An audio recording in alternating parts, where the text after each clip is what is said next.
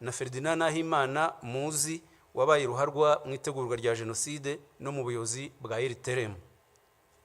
Tariki 12 Werurwe 1993 umunyamabanga mukuru wa IDC André Louis yanditse ashyigikira ijambo Lewo Mugesera yavuze rihamagarira kwica abatutsi ku Kabaya.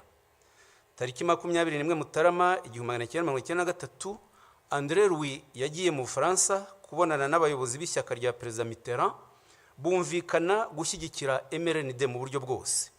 Babikoraga bafite ibimenyetso byose ku itegurwa rya Jenoside ryakorwaga na Habyarimana na leta ye.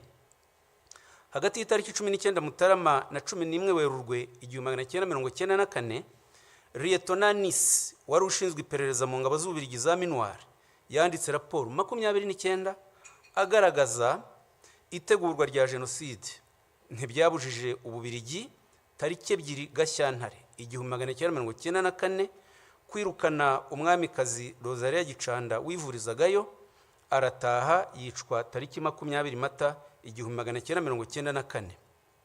Ntibyanababujije gutererana abatutsi bari babahungiyeho muri Eto Kicukiro tariki 11 Mata 1994.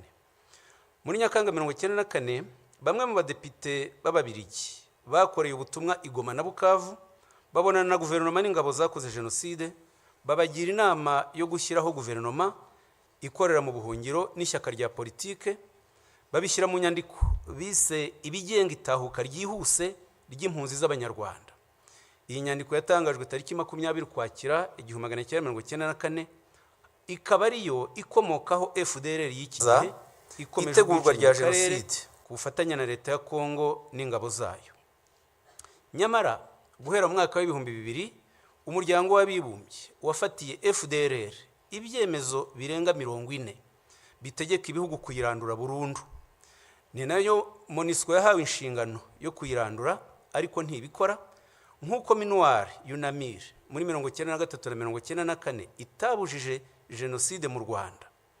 Umuryango w'ibihugu by'i Burayi nawe wafashe ibyemezo byo kurandura FDLR nk'icyo ku itariki 10 Mutarama 2008 n'itariki 8 Ukuboza 2010. N'umuryango wa Afurika yunze ubumwe wafashe ibyemezo nk'ibi nk'icyo ku itariki 10 Mutarama 2005 mu nama y'abakuru b'ibihugu yateraniye iri Breville muri Gabon.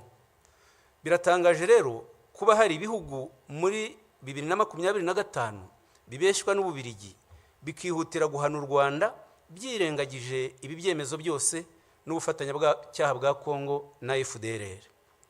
Ibyo bihugu bivuga iyubahirizwa ry'amategeko mpuzamahanga bikayarebera ku ruhande rumwe rwa Kongo, ntibite ku busugire bw'u Rwanda bwatewe kenshi na FDLR, ntibite ku karengane k'impunzi z'Abanyekongo b'Abatutsi zirukanywe na FDLR zimyaza imyaka 31 mu buhungiro.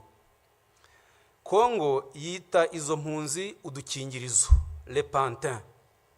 Ni kimwe nuko hagati ya 1990 na 1994 leta ya Habyarimana n'abambari bayo bitaga FPR Inyangarwanda z'Abagande. Ni nabyo muri Nyakanga 1994 Perezida Mitterrand yagaragaje avuga ngo muri biriya bihugu Jenoside nta kintu kinini isobanuye. Kuva muri Nyakanga 1994 kugeza magingo aya Ububiligi nicyo gihugu cy'i Burayi gikorerwamo ipfobya rya Jenoside yakorewe Abatutsi no kugoreka amateka yayo nta nkurikizi. Nyamara nta ushobora gutinyuka guhakana Jenoside yakorewe Abayahudi ngo bimugwa amahoro kandi Jenoside ari zimwe mu rwego rw'amategeko ku buryo n'ibyaha byo kuzipfobya byagombye gufatwa kimwe. Ubu ngubu inyandiko zifashishwa n'amahanga mu guharabika u Rwanda zitegurwa n'abiyita impuguke z'Ababiligi zibeshya ko ziza u Rwanda kandi nizo zagize uruhare mu kwangiza amateka y'u Rwanda, harimo kwandika itegeko nshinga ryo muri 62 na 78 n'amategeko y'irondabwoko yakoreshwaga mu Rwanda. Umwe muri zo Philippe Regency abyigamba ku mbuga nkoranyambaga ko bagomba guca icyo yita agasuzuguro k'u Rwanda. Hariho n'ibihugu nk'Ubwongereza byinangira mu kohereza abakoze Jenoside mu Rwanda no kutabacira imanza. Nyakubahwa Perezida wa Repubulika, ngana ku musozo, ubugome busenya u Rwanda bwakoreshejwe muri imyaka 31 ni bwinshi, ariko ntacyo bwadutwaye kubera ubuyobozi tubakesha bwubaka ubumwe bw'abanyarwanda. Ijoro ribarwa rira, tuzi n'aheza mu rugejeje, dufitanye namwe igihango tudashobora gutatira. Ntituzemera abasenya ubumwe bwacu n'abimika ingengabitekerezo yasubiza u Rwanda mu icuraburindi. Uburenganzira bwacu bwo kubaho twihitiyemo ibidukwiriye ni ntavogerwa. Ababikerensa ntibaduheho, babyumve batureke. Ndabashimiye Nyakubahwa Perezida wa Repubulika.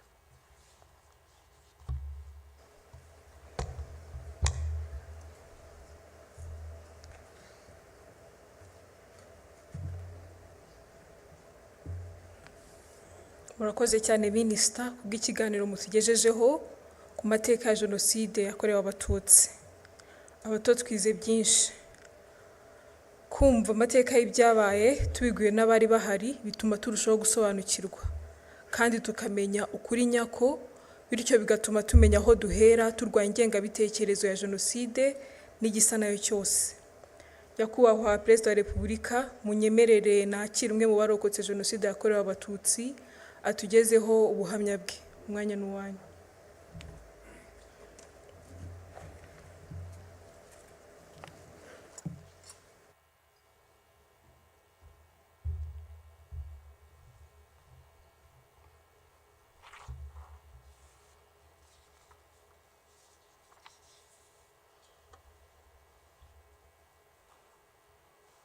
Nyakubahwa Perezida wa Repubulika na Madamu,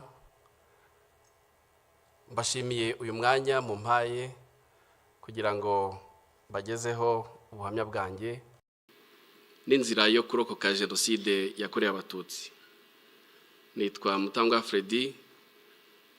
Muri Jenoside nari mfite imyaka 18. Banyiciye ababyeyi, banyicira abashiki banjye 4, babiciye mu cyahoze ari komine Mabanza, ubu ni mu karere ka Rutsiro mu murenge wa Mushubati. Munyemerere ntangire ubuhamya bwanjye ku mateka y'ababyeyi banjye. Muri 1973 ubutegetsi bwari buriho bwishe Abatutsi, abanyeshuri ndetse n'abakozi b'Abatutsi barameneshejwe mu kazi kabo. Data nawe wakoraga muri Caritas hano i Kigali, nawe yarameneshejwe. Gusa yagize amahirwe ahungira mu gihugu cy'u Burundi. Mama wari umufiance we yiyemeje kumusangayo. Mu nzira igoranye yanyuze muri Gisenyi, yambuka Igoma, amanuka Uvira, musanga i Burundi, amugeraho mu gihe cy'imyaka 2. Barashyingiwe babifashijwemo n'ababyeyi bari mu mpunzi. Njye bivuka muri 1976. Gusa data na mama ntabwo bagize amahirwe yo kubana igihe kirekire, kuko mu gihe gito mvutse data yakoze accident iranamuhitana. Yasize mama twite umwana w'umukobwa ari we mushiki wanjye, tukaba kubw'amahirwe twararokokanye Jenoside yakorewe Abatutsi muri 1994. Ubuhunzi bwaramugoye, ndavuga mama yiyemeza kugaruka mu Rwanda akaruhira iwabo. Yagarutse yerekeza aho zari muri komine Bwakira, niho hari iwabo, bundi mu karere ka Karongi. Aguma iwabo, ariko naje kumenya ko uko icyo gihe nari nkiri muto, naje kumenya ko yakomeza gutotezwa n'inzego z'iperereza zimubaza iby'inyenzi yasize Burundi. Byarakomeje kugeza yongeye gushaka, ashaka mu karere ka Rutsiro, ubu ni muri Mushubati. Yashatse umugabo nawe wari umaze gupfusha umugore, nawe afite abana 3. Turabana, nakuriye aho Mushubati, mpiga n'amashuri abanza. Mu gihe nari mu mashuri nibwo namenye ibyerekeye amoko, aho mwarimu wacu nigaga mu mwaka wa 2 yahagurikije abana b'Abatutsi. Icyo gikorwa bagikoraga buri gihembwe, hari ifishi ya leta buzuzaga bagashyiraho ubwoko bwa buri mwaka bwa buri mwana.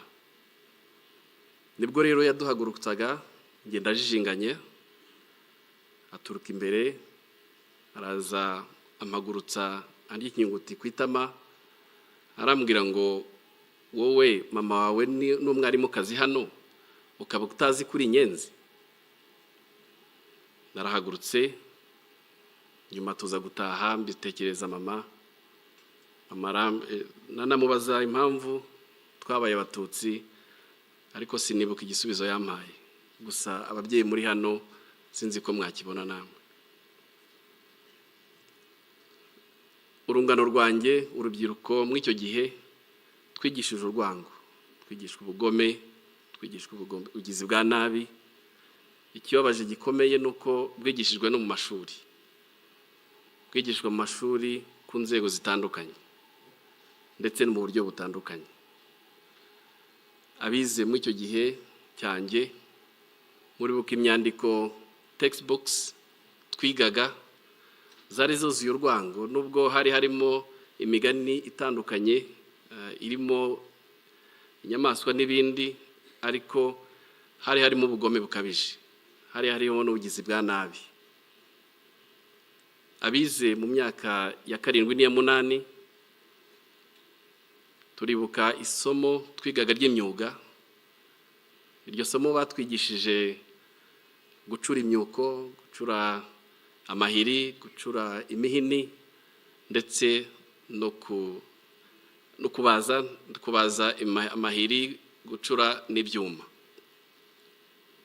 Ibyo byarakomeje kugeza ubwo mu gihe cy'imyaka ya za 91 na 93, mu gihe cy'amashyaka menshi, abanyeshuri n'abarimu birukanka muri za meeting, aho gufokasinga ku masomo yabo bakirwa birukanka. Ari nabwo muri icyo gihe abajene benshi bashowe mu kuba abarwanashyaka, bajya mu nterahamwe, mu mpuzamugambi za sederi, ari nabo bakoreshejwe cyane cyane mu gihe cya Jenoside yakorewe Abatutsi, mu kwica ndetse no gusahura ibyari biriho icyo gihe. Ku itariki ya 7 Mata muri 1994, iwacu twabyukiye ku matangazo ya leta yari yatanze batubwira ngo abantu bose bagume mu ngo zabo. Harimo n'indirimbo twumva ko Habyarimana indege yarashwe yapfuye. Twabyutse tutazi icyo dukora, gusa twakoze inama ntoya mu rugo. Ababyeyi banjye bansaba ko nerekeza Imushubati hari kuri paruwase. Ndambuka aho ngaho Imushubati hari hatuye abarimu benshi b'Abatutsi. Ababyeyi banjye bansaba kujya kubaza niba bo bafite icyo bakora. Naragiye mpura nabo, nsanga abantu bose bamanjiriwe, nsanga batazi icyo bakora, ariko nsanga harimo abatangiye gufunga ibintu kugira ngo bajye kuri komine Mabanza, kuko bari batangiye kubwirwa ko ariho bashobora kurindirwa. Naragarutse ngeze iwacu nsanga huzuye interamwe nyinshi, huzuye interamwe zitaga imihembezo. Izo nterahamwe zari zaje iwacu zije gusaba amafaranga n'icyo kurya, ariko zari zihageze zimaze kwica Umututsi wapfuye mu gace k'iwacu bwa mbere witwaga Rwandekwe. Ninjira mu rugo iwacu, mama mbonye arambwira ati bimeze gute? Ndabubwira bagiye kujya kuri komine Mabanza. Arambwira ati mwana wanjye, ntabwo turibona ko tugenda uko aba twagoswe. nuko arambwira ngo mwana wanjye ugomba kujya kwihisha. Arambwira ati ubanze ujye kwihisha ku mukecuru witwa Kankindi twari duturanye. Ndagenda, nyuma y'igihe gitoya Kankindi anjyana ku nshuti yanjye yitwaga Pierre twiganaga mu mwaka twiganye muri primaire. Narahagumye, nizo ntayiramwe zakomeje gutera mu gihe cy'iminsi 6. Buri mugoroba mama yazaga kundeba akampumuriza akambwira ko bakiriho. Ku itariki ya 13 z'ukwezi kwa 4 mama yaje kundeba nimugoroba, ariko aza yahindutse, nkabona mu maso handitse pe. Araza turicarana, anzanira amatunda yari yeze ku rugo rw'iwacu. Arambwira ati mwana wanjye reka twicarane dusangire. Ndatangira, ariko mu kanya andeba mu maso arambwira ati mwana wanjye nurokoka uzaba umugabo. Nta kindi yambwiye. Hashize akanya yarahagurutse aragenda, ati ngiye kureba abandi. Nukuri yarazi icyo avuga kuko ibitero byari byariyongeye iwacu,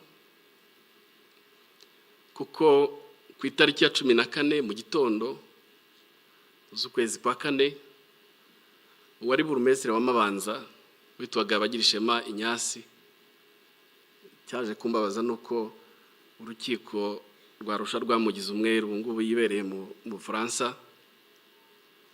Yaje iwacu aravuga ati abwira intera hamwe zari ziraho n'izindi zakomeza gutera, arabwira ati mukureho umwanda.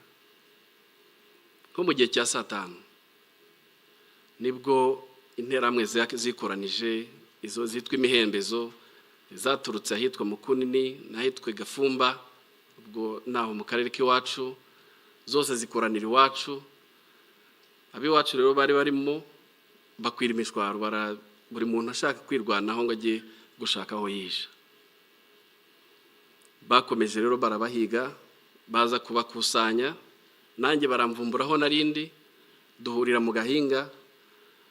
Hanyuma naje kugira amahirwe, sinzi umuntu mu baturage yatereye ijwi hejuru aravuga ngo Dorothea yari mama yashatse hano ashaka abana 2 kandi bari baturutse i Burundi. Abo bana bashobora kuba bari abarundi. Ubwo abari bariho baduhiga batushaka kudukusanya ngo batwice, bahita bafata ababyeyi, bafata n'abana. Ubwo baba birukankanye. Naje kumva ko kubera ubwoba ababyeyi banjye bagerageje kugura amasasu, babatanga 5,000. Barayafata baravuga ngo amasasu arahenda. Babicishije amahiri, babicisha n'imihoro, babajugunya mu miringoti yarera aho hafi. Bashiki banjye bo babataye mu cyobo kinini cy'umugabo wari umupasiteri witwa Gasenge, nawe bamwishije muri Jenoside. Babatarimo ari bazima, ariko babanje kubakomeretsa. Hanyuma noneho bakabarundaho babajugunyaho amabuye kugeza igihe bapfuye. Nge rero na mushiki wanjye muri iryo joro twafashe icyemezo cyo guhunga aho ngaho, twerekeza ahitwa ku Rutare rwa Ndaba. Wenda abajya muri bira bice murahazi. Aho twerekeje hari mama wacu wakurikiraga mama, akaba yarashatse umugabo utarahigwaga. Twarahageze, atubonye aratwakira, arabwira ati mwinjire mu nzu, ariko dusanga nawe afite umutwaro ukomeye wo kurinda umugore we, ariko yaratugumanye. Ibitero byakomeje kumutera, avuga ngo noneho ari inyenzi zajiwe. Ndibuka nk'ibitero 2 byarazaga, akabiha amafaranga bagasubirayo. Aho bigeze harananirwa, aratubwira ati mugerageze mwigendere.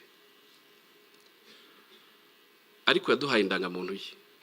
Kera mu ndangamuntu bandikagamo abana, yari afitemo abana babiri, uwitwaga Ruberi n'uwitwaga Kwibishaka. Aratubwira ngo bana banjye mugende kuri bariyeri nibabaza muzabwire ko iyo ndangamuntu ari ya so, harimo ubwoko bw'abahutu. Noneho ubw'icyo gihe nibwo nahinduye izina, nitwa Ruberi na mushiki wanjye yitwa Kwibishaka. Hari aho byadukundiraga kuri bariyeri bakatwemera tugatambuka, ariko hari n'ahandi byatugoraga bavuga ko ari amayeri y'inkotanyi. Twarakomeje, inzira yatubereye ndende kuva i Mushubati, inzira twayirangirije ikaduha ahahoze ari muri Gikongoro. Twarabahaye tubana mu mpunzi, tubana n'impunzi zari ziturutse i Kigali, tubana n'impunzi zari ziturutse i Gitarama, ndetse n'abanyeshuri bigaga ku ishuri rya Yave ryari hariya ikaduha. Abo banyeshuri abenshi bakoze Jenoside yahabereye, kuko twebwe twasanze barayirangije nko mu Kiliziya n'ahandi, kuko abanyeshuri baturutse Ibyumba bari bafite ubugome budasanzwe, ariko twarabanye. Twagumye aho ngaho kuko hari no muri zone turquoise. Muri zone turquoise rero aho inkotanyi zahagaritse Jenoside hirya no hino mu duce, muri zone turquoise bakomeze barica. Indi uzakomeza kuvuga bavumburaga abantu buri munsi, abari babahishe, batangira no kwica abahutu bari bahishe abatutsi. Icyo gihe byarakomeje kugeza aho nageze nko muri bigeze nko mu kwa karindwi hagati, ntabwo twari tuzi ko inkotanyi zahagaritse Jenoside, twari twihebye. Hanyuma nahavuye hari umwana w'iwacu w'imushubati wigaga aho ngaho, ngo yaraje gutwara ibintu bye, tuba turakubitanye, ahamagara izina ryanjye nyaryo rya Freddy. Mbona impunzi zose zitangiye kundeba, ariko kubera ko bari bazi ko nitwa Ruberi, mbona bitangiye kunkomerana. Nibwo ku mugoroba nafashe icyemezo, kuko twari tuzi ko inyuma wambutse uruzi rwa Mbirurume hari inkotanyi. Nafashe umwanya mw'iryo joro ndagenda, bwagiye gucya nambutse uruzi, nambuka uruzi izuba ritangiye kuza, mbona abantu hakurya, ngenda mbasanga, kumbe bari inkotanyi. Bagezeho mpumagira, nasanze ari abana b'abasore babiri, abahungu b'abasore. Barambwira ngo urava ukajya he? Ndabwira nimvuye mu mpunzi, batekerereza uko byagenze nuko nahageze. Ijambo rya mbere rimpumuriza naryumvise uwo munsi. Barambwiye ngo ubu ntugipfuye. Ati sugiye he? Ndumva ngiye i Kigali. Ese hari umuntu hazi? Nti ntawe. Noneho barambwira ati mu kanya hari imodoka ya Croix Rouge iri bunyure hano, turayigutegera. Noneho imodoka ya Croix Rouge nko mu masaha abiri ibirahanyuze, imodoka impa lift bangeza muri gare. Umushoferi arambwira ati muri gare ni hano. Nari narahageze rimwe kera. Noneho ntangira gutekereza aho ndi bwerekeze. Nza kwibuka ko hari data wacu wari utuye Gikondo Sejemo. Noneho ndavuga reka ngeyo, kuko nari narabasuye muri 92 njyayo. Mpageze nsanga baramwishe ari amatongo. Kubwo ari bwije ndara mwayo matongo. Aho rero niho numvise ntekereza ijambo umusirikare w'inkotanyi ambwiye, ntekereza aho ndaye mu matongo. Aho niho natangiye gutekereza ku buzima, ikindi gihe numva ntaratekerezaga. Ntekereza numva mfite agahinda kenshi, ngatekereza ab'iwacu, ariko none cyamvunaga kurushaho ni mushiki wanjye nari nsize mu mpunzi. Ntiyanamenye nuko nagiye. Igitangaje kandi n'ayo mateka ntiturayaganira. Sindamenya icyo we yatekerezaga, nta nubwo yamenye uko byangendekeye ngeze i Kigali. Hanyuma bukeye nza kuza ngaruka muri gare, ndongera ndambuka mva seje munza hano muri gare hano i Kigali.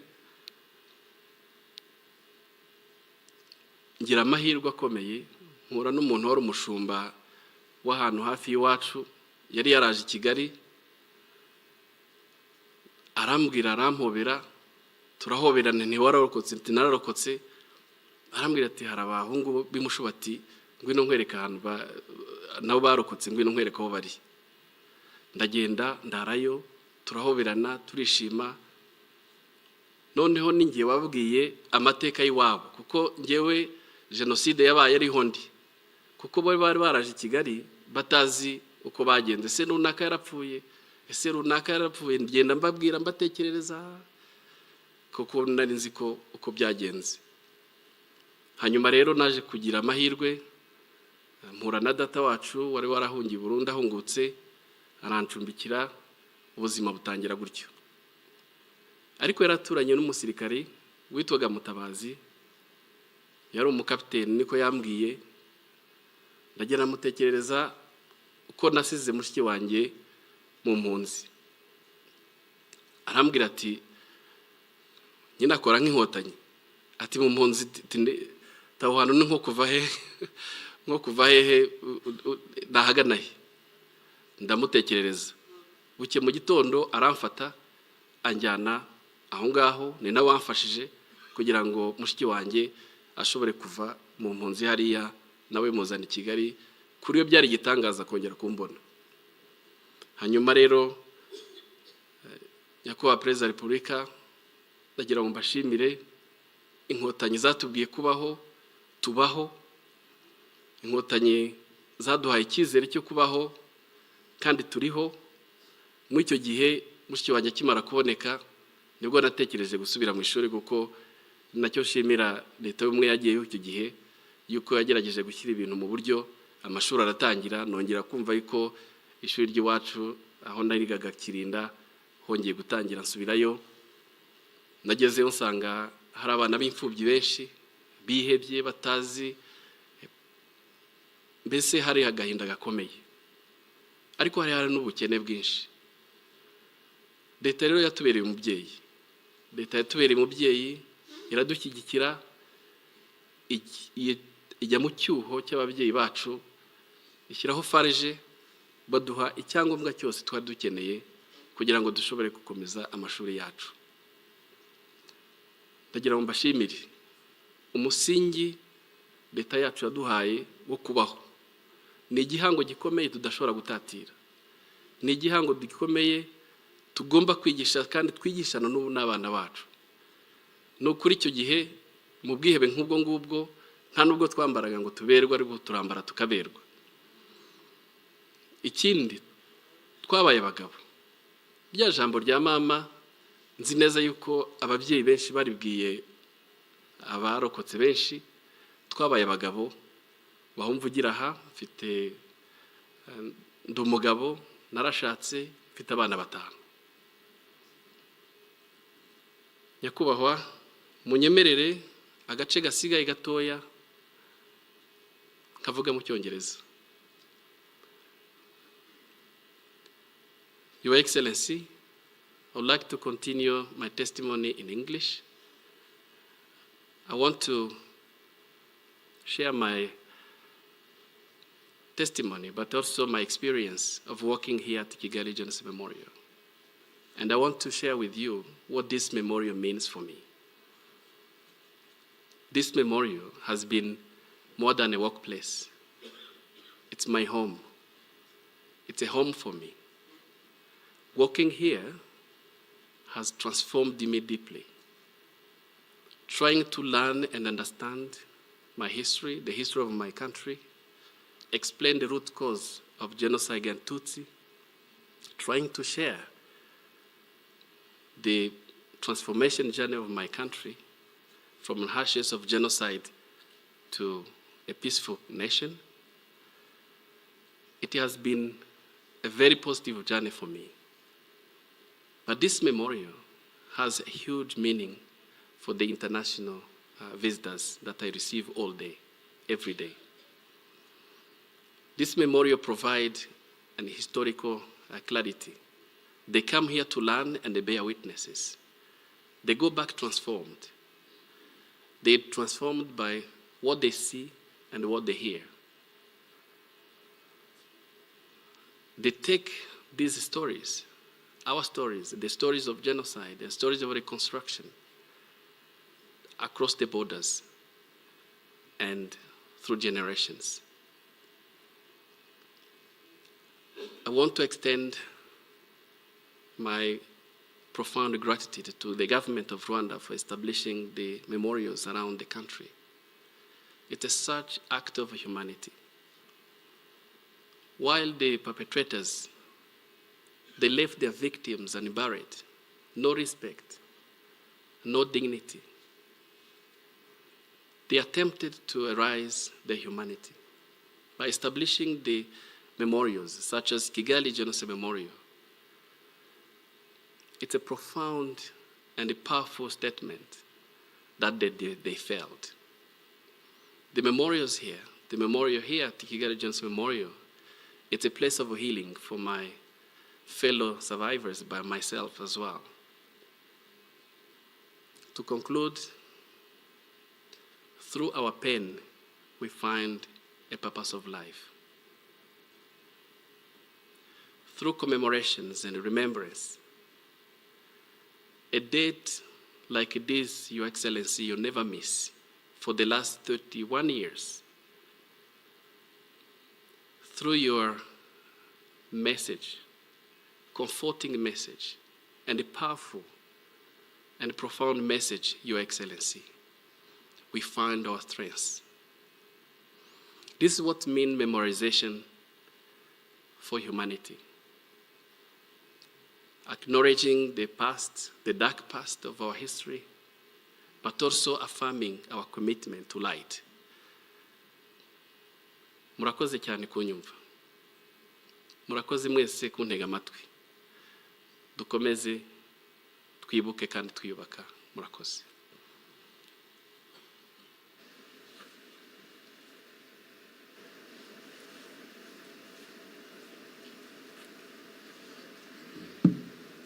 Murakoze cyane Mutangwa wa Freddy kudusangiza urugendo rwanyu. Ni koko twabasabye byinshi, ariko ubuhamya nk'ubu butwereka ko inzira yo kwiyubaka no kudaheranwa ishoboka. Murakoze kandi mukomere cyane. Muri aka kanya reka twakire ishuri rya Nyundo ritugezeho indirimbo ryaduteguriye ijyanye n'ibihe. Murakoze.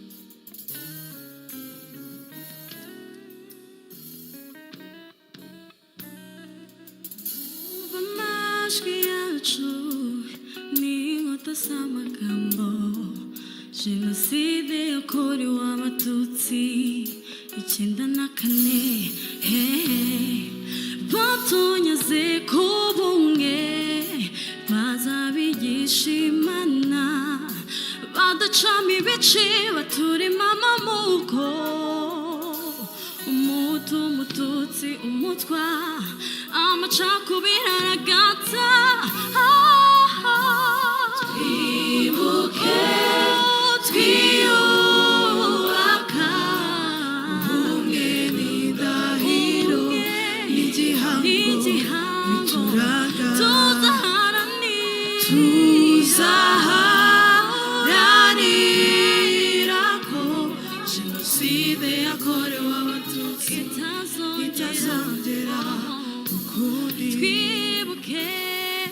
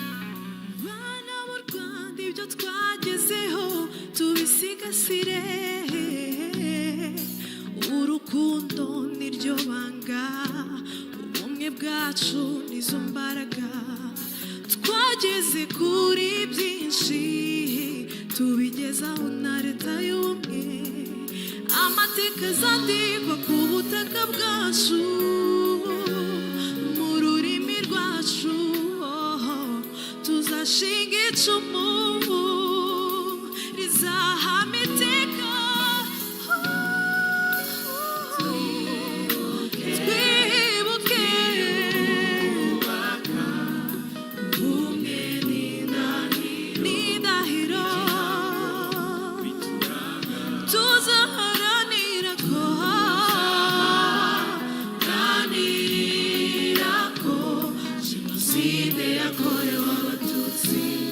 itazongera ukundi twibuke twiyubaka ubumwe n'indahiro n'igihango bituranga tuzaharanira ko Jenoside yakorewe Abatutsi itazongera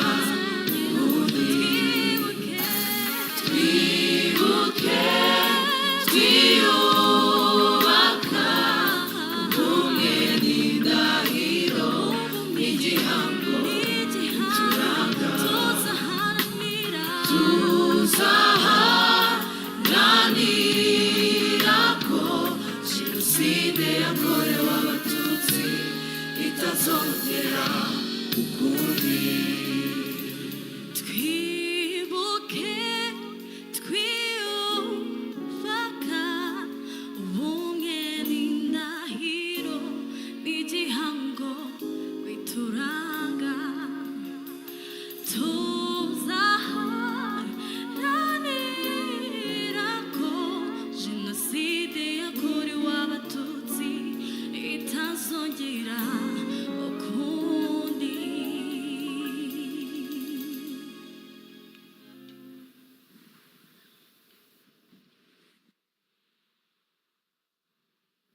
abaririmbyi barakoze cyane nyakubahwa Perezida wa Repubulika abari hano twese n'abadukurikiye hirya no hino dutegereje ubutumwa mwatugeneye uyu munsi umwanya n'uwanyu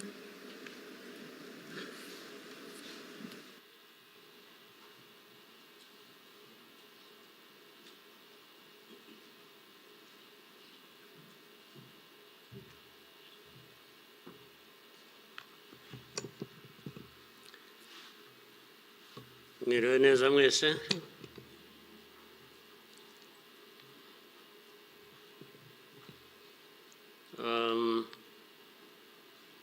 ngira ngo biroroshye wenda kugera aho mpera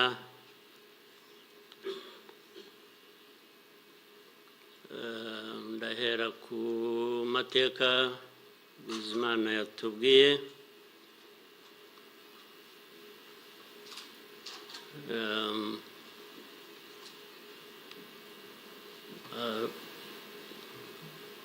arambuye afite ibimenyetso ashingiyeho ariko ndagira ngo mbanze nshimire mwese abari hano mwaje kwifatanya n'igihugu n'abanyarwanda cyane cyane mwebwe abaturuka hanze mu bindi bihugu cyangwa abihagarariye hano mu gihugu cyacu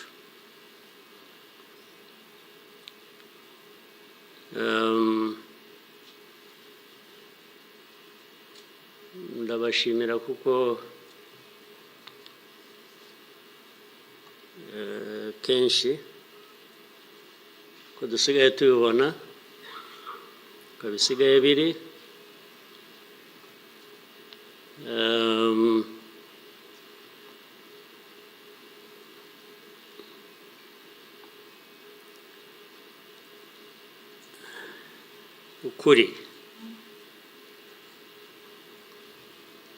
ukuri ntabwo kukigenderwaho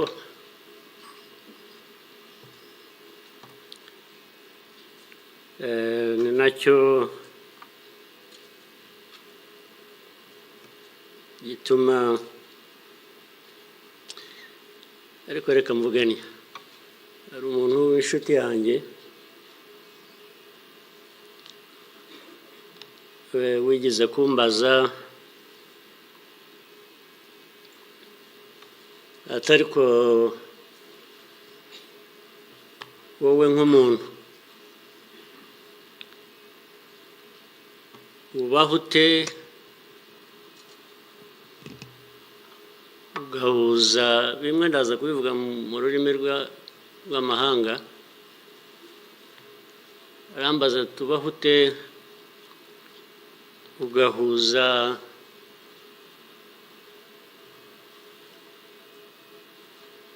the dark past and the cruel present.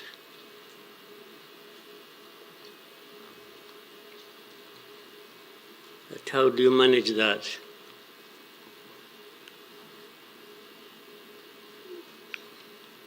ariko uko nabyumvaga ntabwo ari igihe yabazaga gusa yabazaga u Rwanda uvuga ngo u Rwanda mubaho muti with a very dark past and a very cruel present.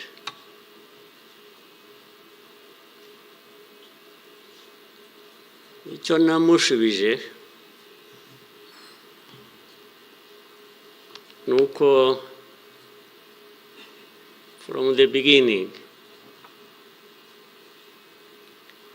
we were under an illusion that the two were siblings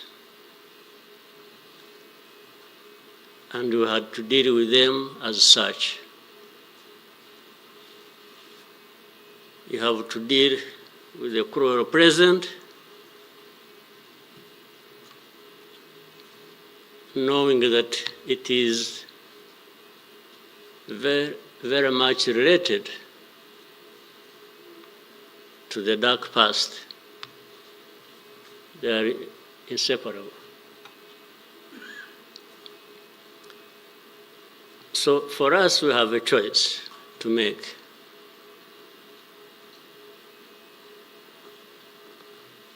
You are either crushed in between and you stop existing, or you stand up and fight.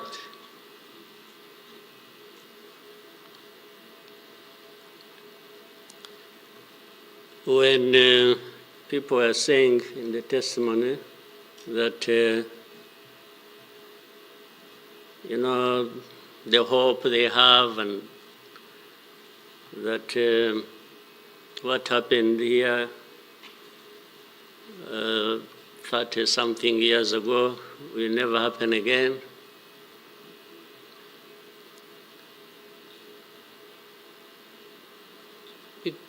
It won't be because of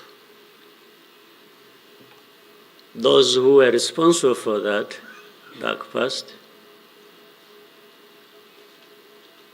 will not try again or are not even trying now again. It will not happen again just because there will be people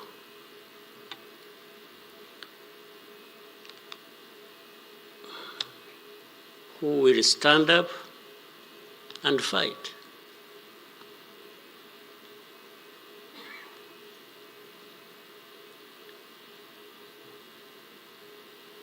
It's not because there are fewer people who wish to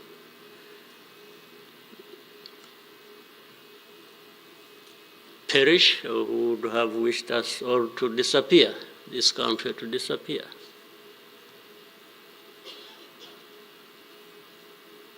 But how can people accept that? How can people not stand up and fight? Because anyway, well, there is a risk you may die when you stand up to fight. But if you don't, it's a sure thing you are going to die.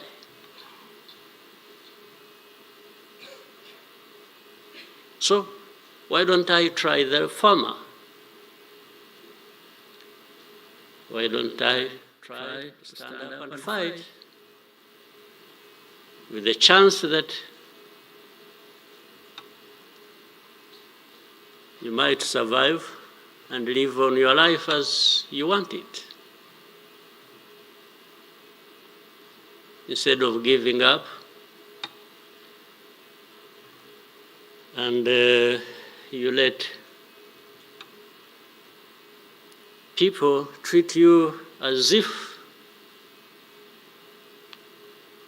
for you to live, it's a favor that they are going to do for you. Why?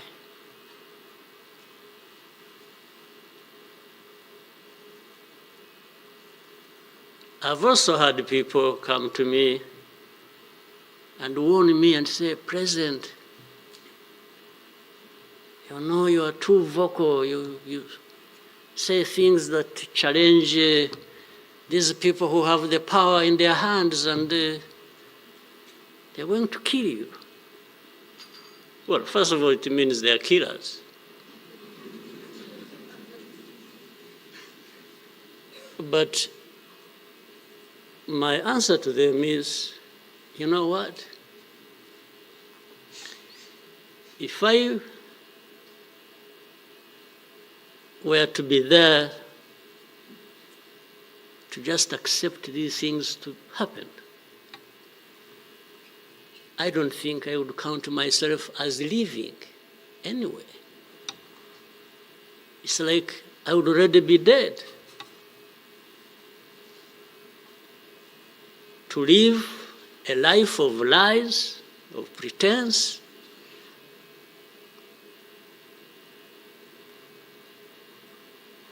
and all my life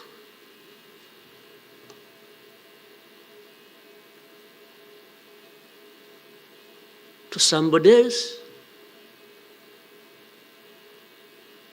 I would be dead anyway. So why don't I die fighting?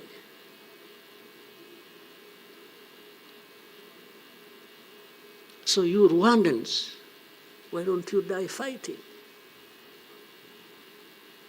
Instead of dying anyway, just dying like flies. Why? But my message goes to other Africans who live like this on a daily basis, who are dehumanized.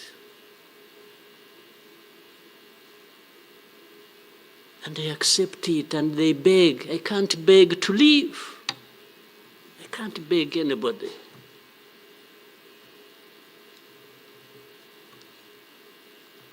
Who will fight? If I lose, I lose. But there is a chance. There is a chance, a significant chance, that if you stand up and fight, you will live.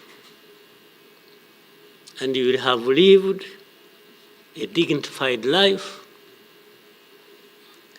that you deserve, that anybody else deserves.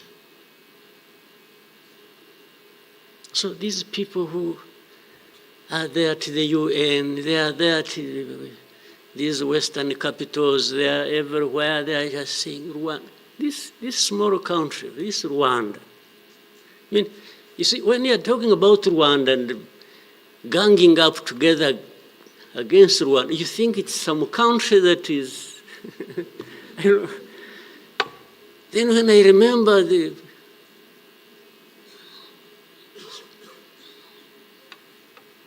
facts about it,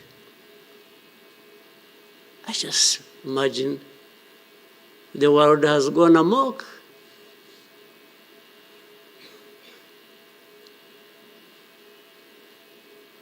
But in the midst of all that, we have to live. We have to live our lives, we have to fight for that, we have to live the way we want. And I tell anybody to his face to go to hell.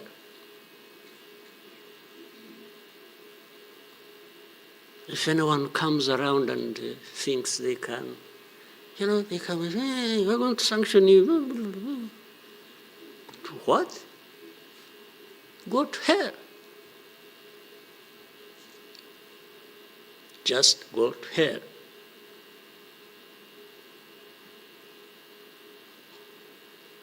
You have your own issues to deal with. Go and deal with your own issues. Leave me to mine. This is the spirit, I think, Rwandans must have in their daily lives. So my worry is not about how powerful these people are, that come down upon us and throw anything at us. I'm never worried about that. I worry about one thing, which has lived on for centuries. It's for Rwandans. It's for Africans who sit back and find nothing wrong with accepting to be treated like that. That's my only worry. When can Rwandans, when can Africans refuse to be mistreated like this? To be told they have no value, to be told that their lives have to be lived as a result of a favor they are being done by somebody else. What a shame for people to accept that even for a moment. You must not accept it. You must get up and fight for yourself.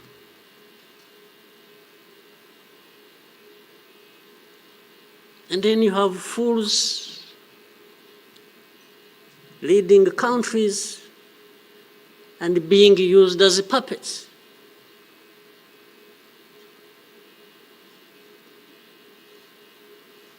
And they are stealing from their own resources, which they should be putting to the good use of their own people and develop them. They just put everything to their own use, find billionaires in a sea of poverty, millions of people going hungry, and their leaders, billionaires, money that has been stolen from the resources of these people. And these are the ones received in Western capitals and praised, and when, Rwanda is being crucified literally at the UN, everywhere, these are the ones who show up and Everybody is doing their bidding.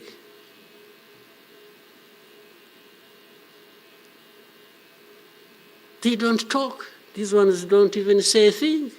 There is somebody to say it for them.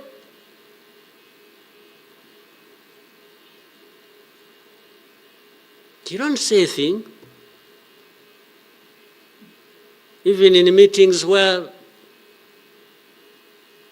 solutions are being thought about and crafted and so on, they are absent because somebody else is there.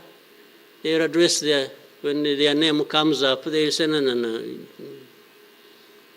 You see, I see it on a daily basis. Somebody has agents, orders them, pays them to go everywhere preaching hate speech, killing people in broad daylight,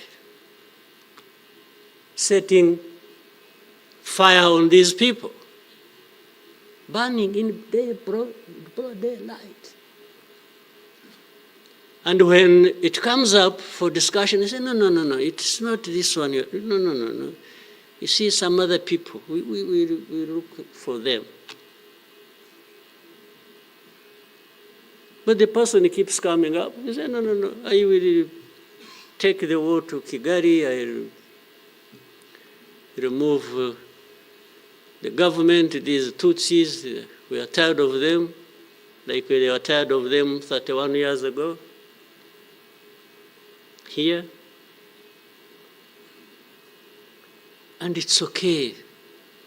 These wonderful people, these powerful people who tell us what to do and what not to do, they are okay with that. They are fine with that.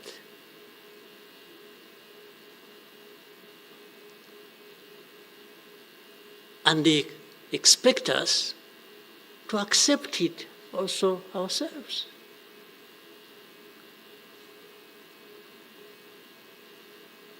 In broad daylight.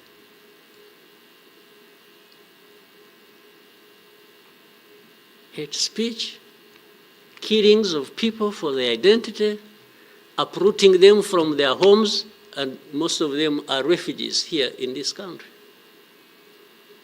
We have 125,000 people as refugees who have been living in camps, uprooted from their homes in Eastern Congo.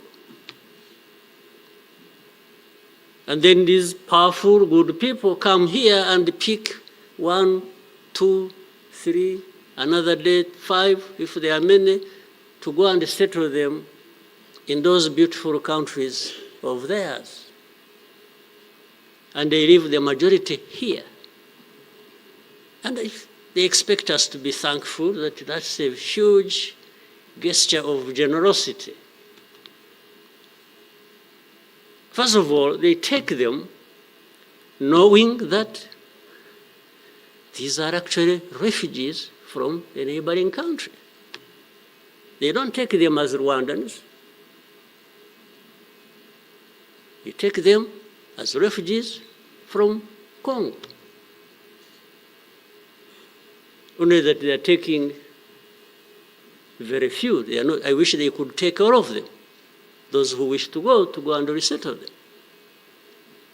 So the rest becomes my problem. So what they have to do is cleanse Eastern Congo of all these people,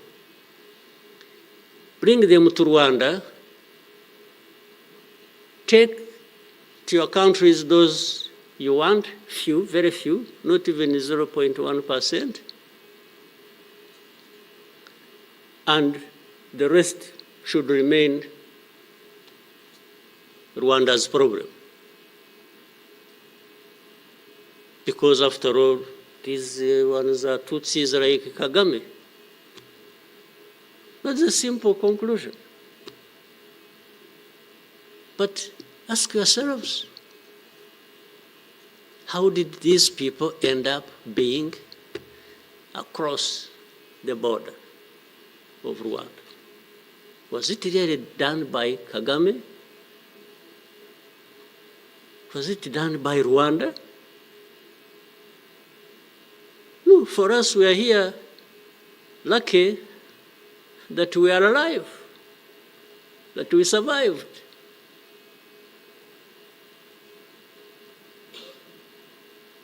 So,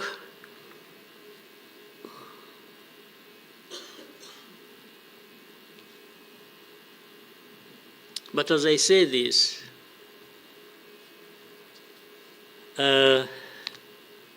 even for my sanity and the country's sanity, we have sometimes to just try to do things differently. Meaning, if you want to be helpful, if you want us to be partners, we are happy to play our part, and you can be sure you will find a reliable partner in us, irrespective of what we think about you.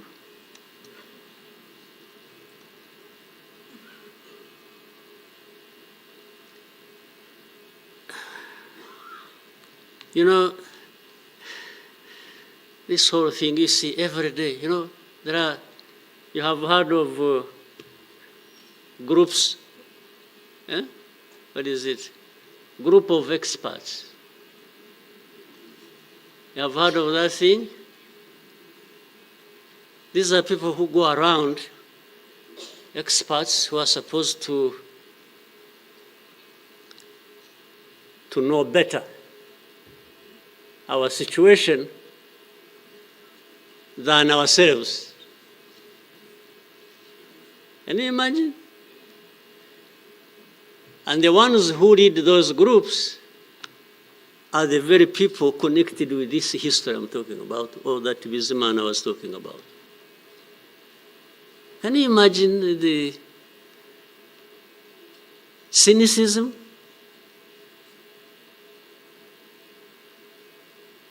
And this expert comes to me and asks me, you know, but this.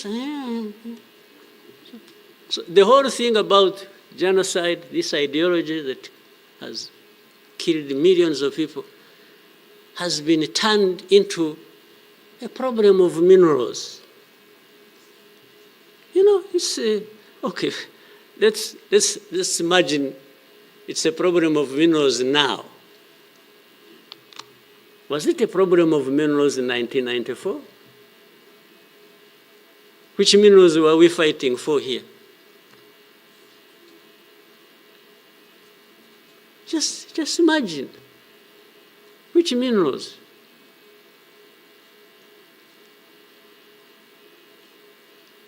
Second, if it were to be minerals, how many are actually fighting for these minerals in those places? Assuming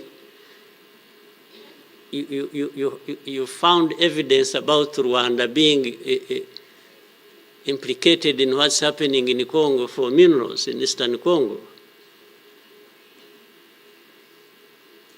Are you really saying it is just Rwanda?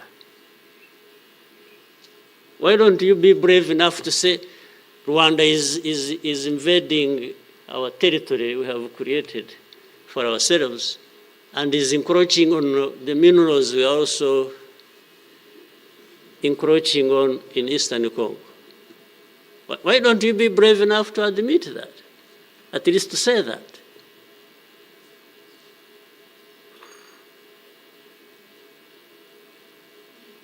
Minerals? If what is the allegations, if these allegations were true, you know what? Rwanda would be as rich as you are, those who make the accusations. Would not be needing your money at all. Which You give us nothing, and you come and beat us up for, for everything. I mean, yeah, that is the world between the dark past and the cruel present.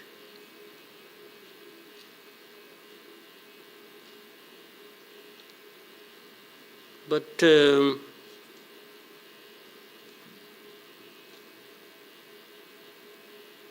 what didn't kill us and finish us 21 years ago has hardened us, has prepared us for the bad things that will always come anytime these people want and wish. Honestly, I want to assure you, we will not die not fighting like last time. And fighting does not involve invading anybody's territory, does not involve going after something that is not ours. Fighting, I mean, is if you find us here and want to treat us the way you want that you have seen in the past, I just want to assure you, you will not succeed. You will not succeed. I think I beg all these Rwandans, we should be itching for a fight with anybody who wants to come here and turn things upside down. And I think there are many who are ready to join for that. But for our friends, our partners, please, don't misunderstand us, don't mistreat us. We have had enough of it. Take it somewhere else. Take it somewhere else. You know, this Bizimana who was telling you this whole history, by the Bizimana, if you could compile that and distribute it to our friends and all of us. I actually want a copy of what you... But I think you should give our friends and others, they need to... Much as in the cruel present, facts don't matter, evidence doesn't matter, the truth doesn't matter. What matters is what pleases you on any day, and doesn't matter what facts about others. But and I was saying this because this man made another presentation another time that involved the same people he was talking about. And the next day, from embassies, people came to him, threatening him. Yeah. You know, they even, they are so foolishly brave to just, you know, they went to him. And I think another message went through Foreign Affairs. It's like this man who is saying this, and he was not saying it is not true, but he was saying no for daring to say it, even if it is the truth. Yes, they threatened him, and they even started threatening he will not get a visa to travel to some places face to face like that. Somebody from the embassy threatening our minister. Of course, I can't blame them that, given this history we have had, that from the embassy they even think they are above the minister. Yeah. He just come and say, you dare say this. He wasn't saying, this is contrary to the truth or evidence we have. Why did you present lies? No. He was just saying, whether lies or truth, you shouldn't have said it. That is the cruel present we live in, but we must confront it. And we will. We shall. No question about it. I've also told people that anyway, for us, we are in a sort of not bad position because the worst has already happened to us. I don't think anything worse will happen, ever. So those who are scared, fearful of anything, I just want to console you in some way, if you may, that actually the worst has already passed. When we lost the people during that time, the young man was giving a testimony about. Do you think anything like that would ever happen again?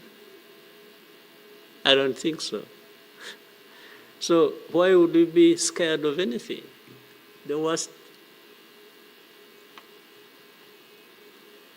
The hurricane came and we took cover and things, and it has passed. And we rebuilt. We rebuilt our strength of all kinds. I don't think there is any other hurricane that will come and sweep across the country, destroying everything. I don't think so. So, and this day always reminds us of some of the things that I ignored and the facts that remember the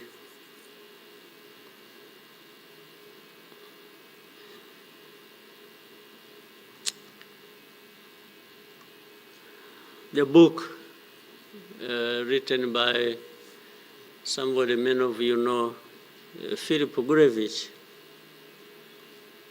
with a very long title. And this is a man who, well, at least I would have wished, if they could think of such a man and put him in the group of experts, maybe they would benefit from, but you bring somebody just because she comes from a country that colonized Rwanda and that becomes the expert. I think that's not serious. But he said that the title of the book was, "We wish to inform you that tomorrow will be killed with our families." You know, who were they informing? And who was going to stop that? And who was going to come to their rescue? Nobody. It just happened as they said it. People kept telling the world, "We want to inform you that tomorrow we're going to be killed with all our families." and who cared. And the families were killed indeed, including the family of the young man who was testifying here. Well, including our families, those of us standing here who have been demonized every single day about our history. The history where there is a force that always has been attempting to turn victims into perpetrators. So these people who give testimonies and say what happened to them, they are actually now perpetrators. They are no longer victims. So the cynicism I was talking about, of what happens in this world, is that these very people who barely survived and who lost everything else and their families are now the victims, the perpetrators, no longer victims. That's what the world wants to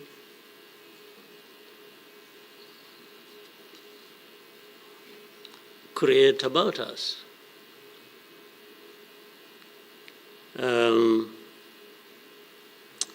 I think I should, even for, again, the sake of our sanity, maybe we'll always, during the war times, to keep my own balance, there used to be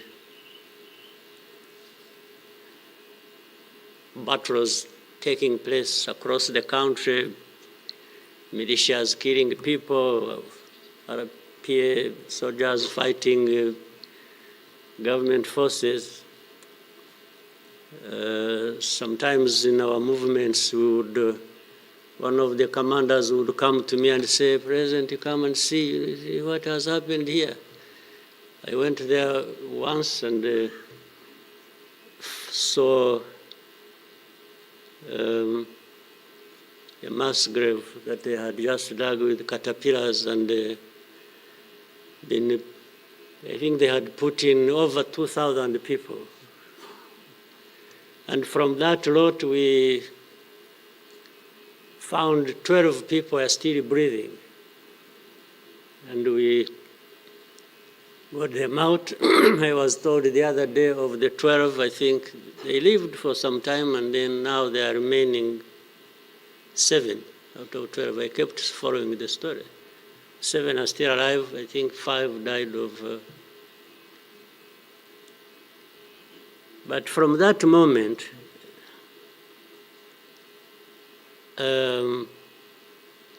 I told the commanders that they should never bring my attention to this kind of thing. They should just handle it, and we agreed how they would be handling it. But I should never, I don't even need to be informed and the reason was simple. And unfortunately, such a moment of remembrance sort of takes you back into that. But the reason was I didn't want my judgment and my conduct of the war and the leadership I was supposed to be providing to be impaired in any way by the anger, by what you saw. So that's why I wanted to keep my own balance so that we go through so many things. But otherwise, if I kept seeing this, putting people out of a mass grave, and then your mind goes to say, but who is this doing? Whoever is doing this, why is he doing it? He may end up... So anyway, let me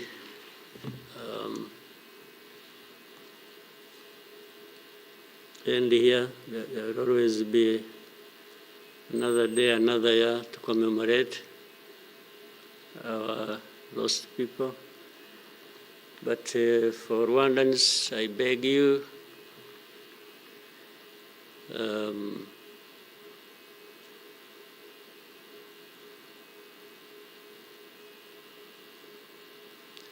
don't owe your life to anybody else.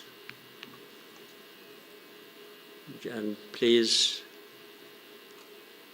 have the courage to deal with the situation and moment as it is. Don't offend anybody, but always fight for what is yours. Don't allow anybody else to dictate to you how you should live your life, because the moment you accept it, that is the day you have lost your life. God bless you.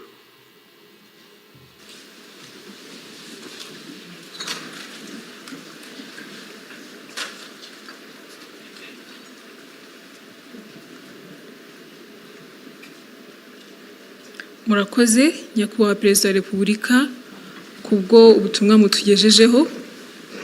Abanyarwanda tuzabaho kandi tuzabaho uko twifuza.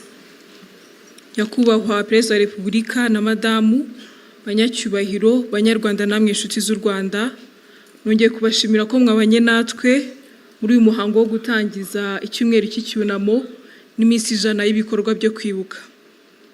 Ndagira ngo mbibutse ko kandi kuri uyu mugoroba hari ibikorwa byo kwibuka. Urugendo rwo kwibuka Walk to Remember rurahera ku karere ka Gasabo rusoreza kuri BK Arena ahaza kubera umugoroba wo kwibuka. Gahunda yari duteranirije hano igeze ku musozo. Munyemerere duhaguruke duherekeze umukuru w'igihugu.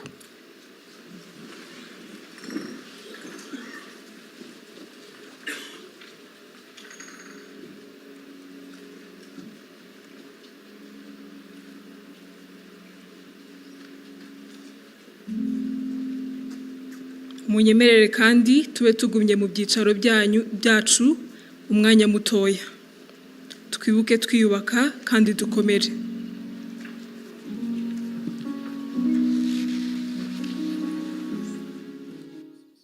Shuti mwakomeje kudukurikira ku rwibutso rwa Jenoside rwa Kigali ku Gisozi. Mwumvise ijambo rikomeye rya Perezida wa Repubulika Paul Kagame yizeza abanyarwanda yuko nta uzongera kubica kandi yuko n'abazabigerageza abanyarwanda bagomba guhaguruka bakarwanira kubaho. Aravuga ati igihanga